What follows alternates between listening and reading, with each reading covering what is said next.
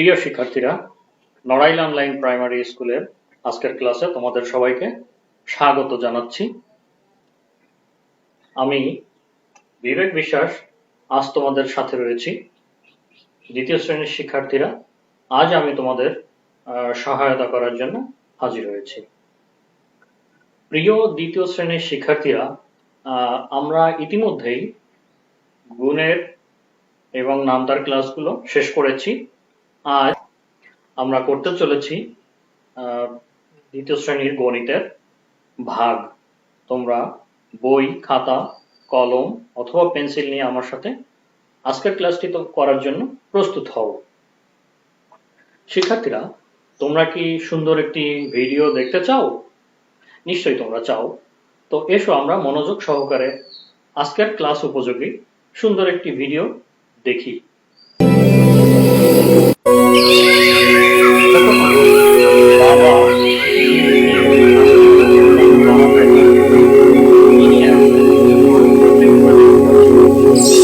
উনি সেটা কি করছেন? একটি একটি করে সন্তানদের কি করে দিচ্ছেন? হ্যাঁ, একটি একটি করে উনি সন্তানদের ফলগুলো ভাগ করে দিচ্ছেন। তাহলে তিনি তার সন্তানদেরকে বাজার থেকে বা বাইরে থেকে আনা ফলগুলো কি করলেন? ভাগ করে দিলেন। তো শিক্ষার্থীরা, আমরা বুঝতেই পারছো আজকে কি করতে যাচ্ছি। আজ আমরা করতে যাচ্ছি গণিতের ভাগ। তোমরা বই, খাতা, কলম নিয়ে নিশ্চয়ই এতক্ষণে প্রস্তুত হয়ে গিয়েছো। তো এসো আজকের ক্লাসে আমরা ভাগ কি করে শিখতে হয় সেটা জেনে নিই।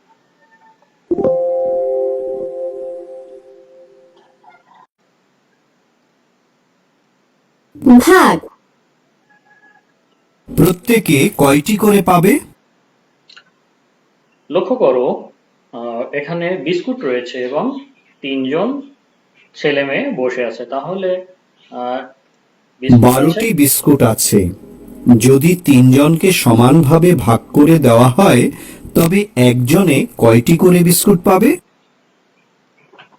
কিভাবে হিসাব করা যায় বিবেচনা করি। তোমরা একটু চিন্তা করো কিভাবে একটা ভাগ করে দেওয়া যায় সবাইকে সমানভাবে। যদি একটি করে বিস্কুট দেওয়া হয় প্রত্যেকে একটি, তাহলে প্রত্যেকে একটি করে। এবার দেখো আরো একটি, অর্থাৎ দুটি করে যদি প্রত্যেকে দেওয়া হয়, দুইটি, তাহলে প্লেটে আরো থেকে যায়। প্রত্যেককে যদি 3টি করে দেওয়া হয় প্রত্যেকে তিনটি, তাহলে আরো 3টি কিন্তু থেকে যায়। তাহলে লক্ষ্য করো, 4টি করে দিলে প্রত্যেকে চারটি। আর কি থাকে? থাকে না।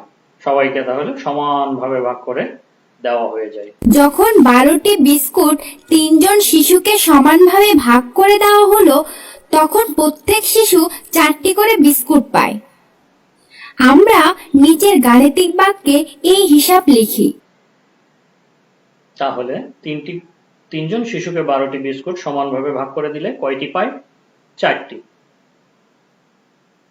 12 ভাগ 3 সমান 4। 12 ভাগ 3 সমান 4। এই ধরনের হিসাবকে ভাগ বলা হয় এবং প্রতীককে ভাগ চিহ্ন বলে। প্রিয় শিক্ষার্থী, আমরা যে গাণিতিক সমস্যাটি দেখালাম, এই ধরনের যে হিসাব, একে আমরা ভাগ বলি। এবং লক্ষ্য করো, যে চিহ্নটি এখানে ব্যবহৃত হয়েছে সেটি হচ্ছে কি চিহ্ন? ভাগ চিহ্ন।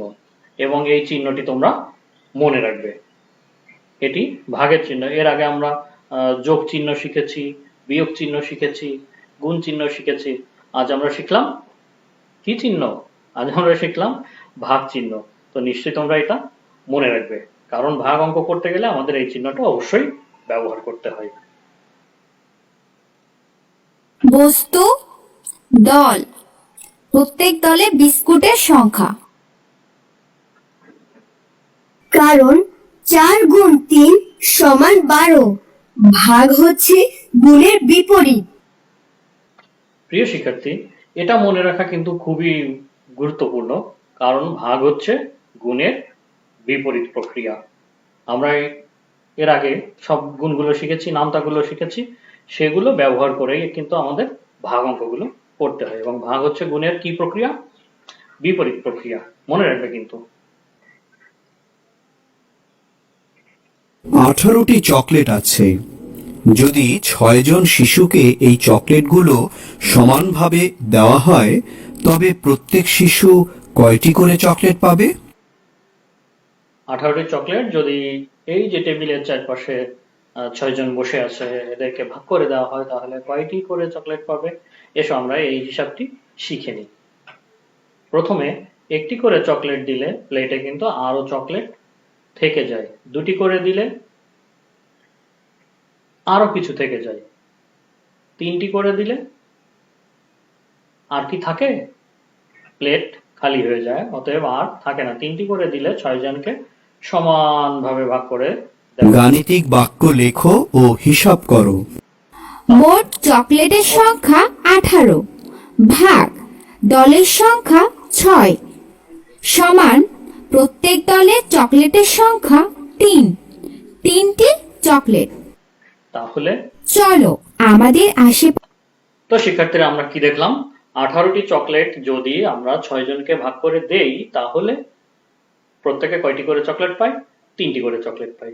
এখানে এই ভাগ অঙ্কটা করতে গেলে আমরা 6 এর গুণের নামতাটি ব্যবহার করব। 6 1 গুণে 6, 6 2 গুণে 12, 6 3 গুণে 18, অতএব 3টি করে চকলেট প্রত্যেকে পাবে। 20টি কলা আছে। যদি 5 জন শিশুকে সেগুলো সমানভাবে দেওয়া হয় তবে প্রত্যেকে কয়টি করে কলা পাবে? ঠিক আগের অঙ্কটার মতোই লক্ষ্য করো, আমরা যদি গুণ ব্যবহার করে কিভাবে উত্তর পাওয়া যায় তা চিন্তা করি ও আলোচনা করি। যদি প্রত্যেককে একটি করে এক। কলা দেওয়া হয়, যখন আমরা 5 জন শিশুকে একটি করে কলা দিই তখন কলার মোট সংখ্যা হয়। যদি একটি করে দেওয়া হয় তাহলে 5 1 গুণে 5, 5টি কলা হয়।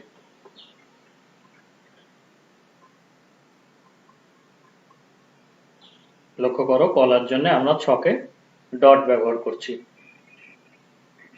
1 গুণ 5 সমান 5। এবার যদি দুটি করে কলা, যখন আমরা 2টি করে কলা দিই তখন কলার মোট সংখ্যা হয়। 2 গুণ 5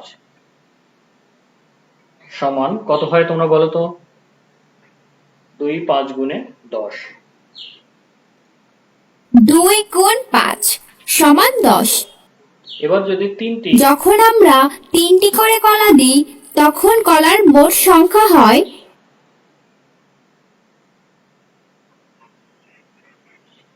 3 গুণ 5 সমান 15। যখন আমরা 4টি করে কলা দিই তখন কলার মোট সংখ্যা হয়।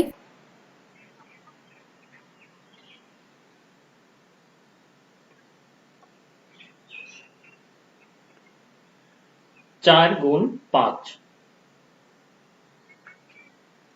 4 গুণ 5 সমান 20। 20 ভাগ 5 এর জন্য উত্তর পেতে আমরা 5-এর গুণের নামতা ব্যবহার করতে পারি।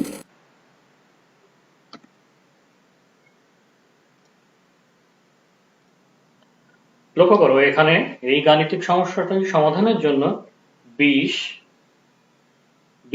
ভাগ 5 সমান 4, অতএব এখানে 5 এর গুণের নামতাটি আমরা ব্যবহার করেছি।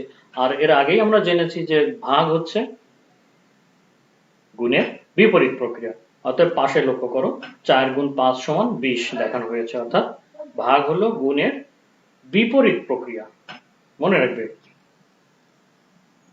যদি 48টি কাগজ 8 জন শিশুকে সমানভাবে ভাগ করে দেওয়া হয় তবে প্রত্যেক শিশু কয়টি করে কাগজ পাবে? প্রিয় শিক্ষার্থীরা, তোমরা বইয়ের 66 পৃষ্ঠা বের করো এবং লক্ষ্য করো নিচের দিকে এই গাণিতিক সমস্যাটি দেওয়া আছে। আমরা এখন এটির সমাধান করার চেষ্টা করি। তোমরা অঙ্কটি আরো একবার মনোযোগ সহকারে পড়ো এবং এটি কিভাবে সমাধান করতে হবে সেটা নিয়ে চিন্তা করো এবং দ্রুত, আমি জানি তোমরা প্রত্যেকেই করতে পারবে, ভাগ চিহ্ন ব্যবহার করে এটির সমস্যার সমাধান করে নাও। এরপর আমরা মিলিয়ে দেখব। তোমরা এতক্ষণে নিশ্চয়ই করতে পেরেছো। এসো তাহলে এখন আমরা মিলিয়ে দেখি। 48 ভাগ 8 সমান কত? সমান হচ্ছে 6। অতএব প্রত্যেক শিশু কয়টি করে কাগজ পাবে? প্রত্যেক শিশু 6টি করে কাগজ পাবে। খুব সহজ, তাই না? প্রিয় শিক্ষার্থীরা, আমরা আজ যে অঙ্কগুলো করলাম তোমরা এগুলো আরো মনোযোগ সহকারে দেখবে এবং বাড়িতে বসে করবে। এসো আজকে তোমাদের কিছু বাড়ির কাজ নির্ধারণ করি যেগুলো তোমরা বাড়িতে বসে করবে এবং করা শেষ হলে সেগুলো স্কুল খোলার পর তোমাদের শ্রেণী শিক্ষককে নিয়ে দেখাবে।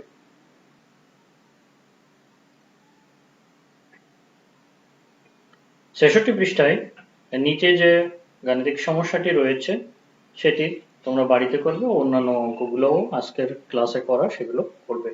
বাবার 63 টাকা আছে, তিনি এই টাকা তার পরিবারের 7 জনকে সমানভাবে ভাগ করে দিতে চান। প্রত্যেকে কত টাকা পাবে? এটা খুব সহজ এবং আশা করি তোমরা পারবে। প্রিয় শিক্ষার্থীরা, আজ আমরা ক্লাসের একেবারে শেষ পর্যায়ে চলে এসেছি। তোমরা সবাই বাড়িতে ভালো থাকো, নিরাপদ থাকো এবং